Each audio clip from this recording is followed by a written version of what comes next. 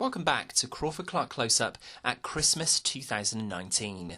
For our final two Christmas film reviews for this year, we have two modern greats from director Robert Zemeckis, which both utilise motion capture animation techniques, the first of which to discuss is 2004's The Polar Express. Tom Hanks is the narrator and a number of characters in the story of a young boy who is starting to grow up and grow out of the notion that there's a Santa Claus. The story begins with Hanks's nameless young protagonist, referred to in the credits merely as Hero Boy, unable to sleep on Christmas Eve night. He has a young sister who knows she needs to sleep before Santa can deliver her presents, and the boy's parents, the father also voiced by Hanks, remarks that he thinks his son is starting to see behind the Father Christmas facade, and the magic has gone. It's a brave move from the filmmakers, whose target audience is obviously the younger viewer for this animation, but as we and the boy are to learn, Santa is very real. Adapted from Chris Van Allsburg's book with a screenplay from Robert Zemeckis, The Polar Express is beautifully animated from start to finish. This motion capture animation was still a technique in its crudest form in the early 2000s, and it was certainly a gamble to give the film such a distinctive look, but it really works. That's not to say that there aren't some gimmicky moments thrown into the mix aboard the express train itself in the film's second act, as well as a creepy interaction with a man on top of the train that seems a little too adult for the intended young audiences. Hanks's best role in the film is as the sometimes irate train conductor who beautifully stamps each child's train ticket with inspirational words for them to keep in their hearts to remember their journey to the North Pole to meet Santa.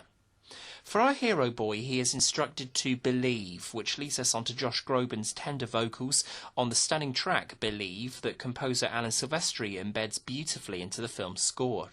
Written by Glenn Ballard and Silvestri, the song is played in full over the end credits, leaving audiences feeling hopeful and warm all over, as any good Christmas song should.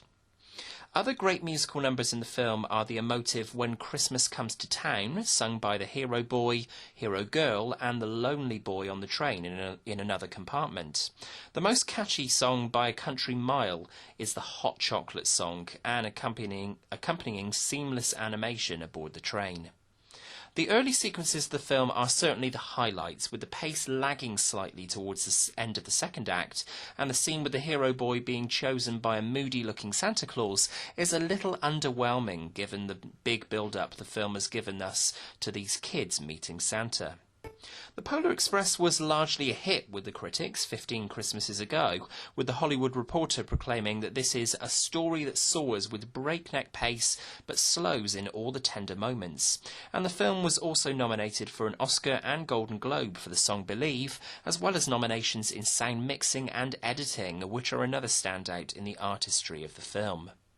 The general public weren't quite as convinced, with some saying it speaks perfectly about the joy and mystery of Christmas for children, where others saw the film as unnaturally dark for a family film, representing Christmas as bleak and dangerous.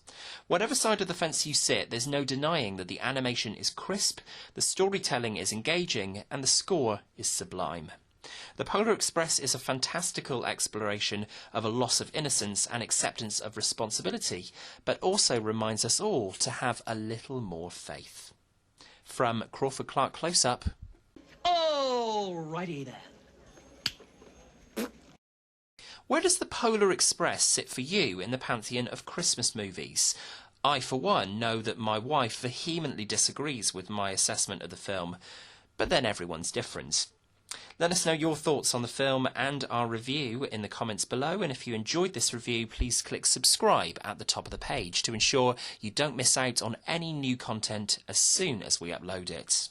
Come and find Crawford-Clark Close-Up on Facebook and Twitter, and drop us an email with suggestions for future reviews on the channel to crawfordclarkcloseup@gmail.com.